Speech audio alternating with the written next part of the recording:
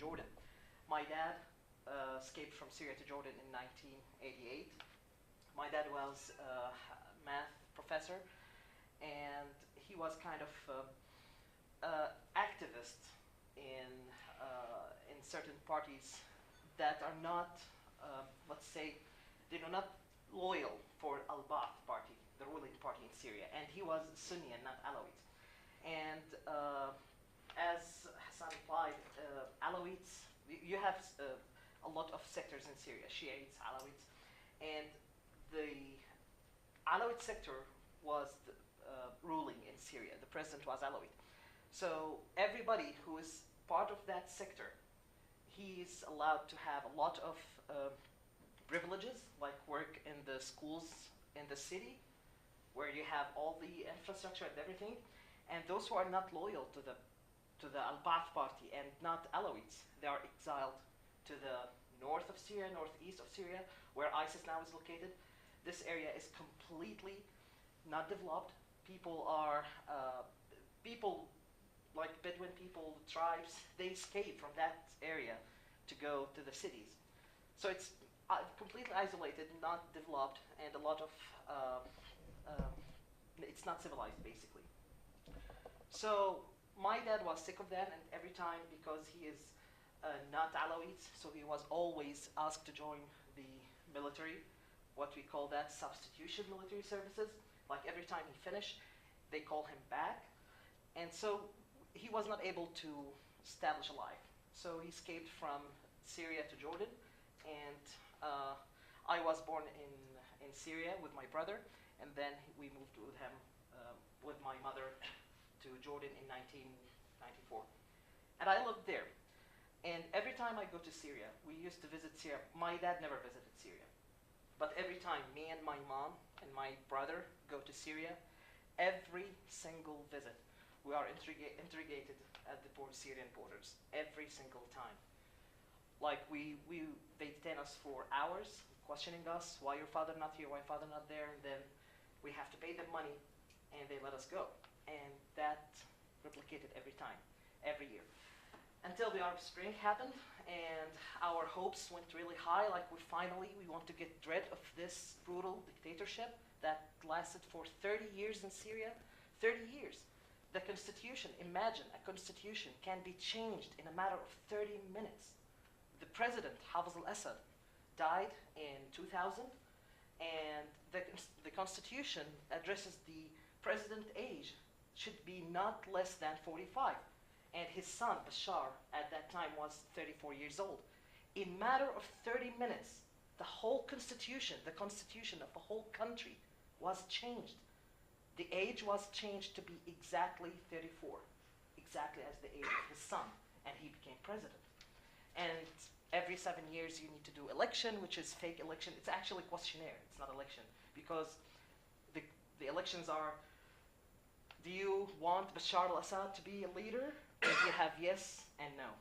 That's the present election in our country. So you imagine how people living under this situation, and police where if your brother said something bad about the government, you have to report your own brother, your own father. You do not have the freedom to speak. So we saw the Arab Spring. We get our hopes really high, like finally we can get rid of this dictator. But he was more smart than everybody else. He wanted the civilized revolution to be armed one. That was his main goal, because the whole international community was condemning him, because he's killing people, he is doing a lot of brutal killing and massacres. I came from Homs, where the first mass massacre happened after Daraa, and people, there's a village called Al-Hula village. The Hezbollah militias that are supporting the regime at that time, they went to that village and they literally slayed every single person there. That was before ISIS. And I've been told a story that from people there, that they see a little girl, and I'm sorry for this strong expression, they saw a little girl, and they slay her brother, and tell her, wait, you're turn his next. And that's how brutal was Hezbollah and Assad regime. They went to these, and it's not only this one massacre. There are a lot. Just to make it easy for you, go to Google and put Assad murders, and you will be surprised by the images. And the date of the images was way before ISIS came. Now, the regime wanted to buy some time because the whole international community was condemning. Like, okay, we need you to get out. Make sure you're me. Perfect. Okay, if you'll start off with your name again. My name is Tariq, T-A-R-E-K, Kandakji, K-A-N-D-A-K-J-I. I do want to start off kind of where we ended, that last question about the Syrian refugees. Obviously, that's a huge topic of discussion right now. Give me your take on that and kind of the debate that seems to be really divided, whether it be political and just Americans in general. Well, I do understand as a human. I came from Middle East, which is conflict. I do realize the importance of securing the borders and make sure that everybody entering is safe and they are going through a proper security check. And also, I hope these measures will not prevent people from coming and will not be used as a tool to prevent innocent people who really need shelter, who really need to escape and have another life, have a better life, just have a life, basically, to come and enjoy that freedom.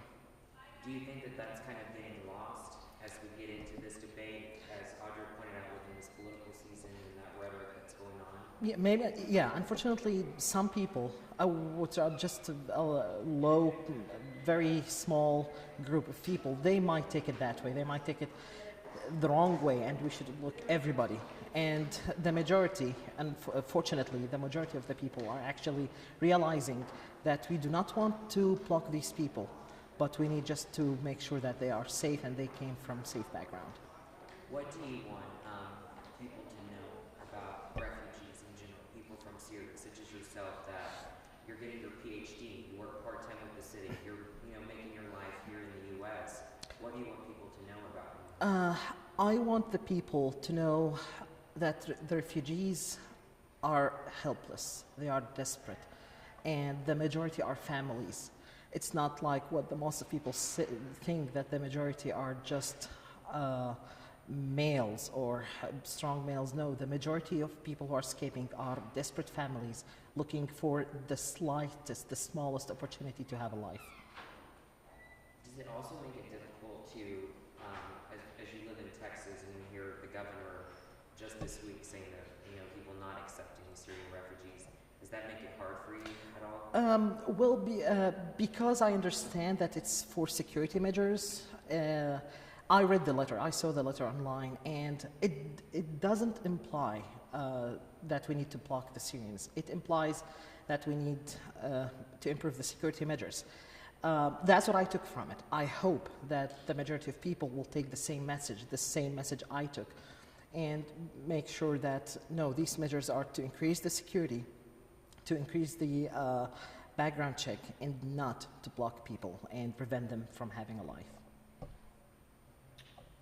Can you kind of, you don't have to retell the story, but give us an example of what Syrian refugees are running, what they're coming from, the life that they're leaving behind? There's a saying I saw on the internet months ago.